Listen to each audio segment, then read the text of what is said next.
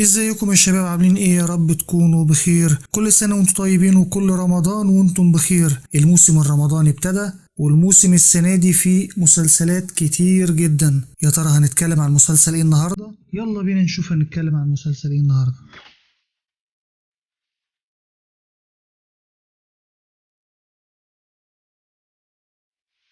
كل شيء بداخل الصندوق له معنى وليس عشوائي.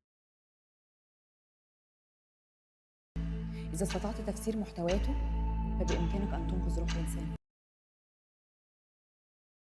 المسلسل اللي هنتكلم عنه النهاردة مسلسل الصندوق. مسلسل الصندوق من تأليف مصطفى صقر ومن إخراج مروان عبد المنعم، وبيتكون من 15 حلقة، وبتدور أحداثه في إطار من الغموض والتشويق والإثارة. ومن المتوقع أن تدور قصة العمل حوالين حل لغز كبير. بيشارك في بطولة المسلسل مجموعة كبيرة من نجوم الشباب، منهم أحمد داش وهدى المفتي وعلي قاسم وسماح أنور وغيرهم من النجوم.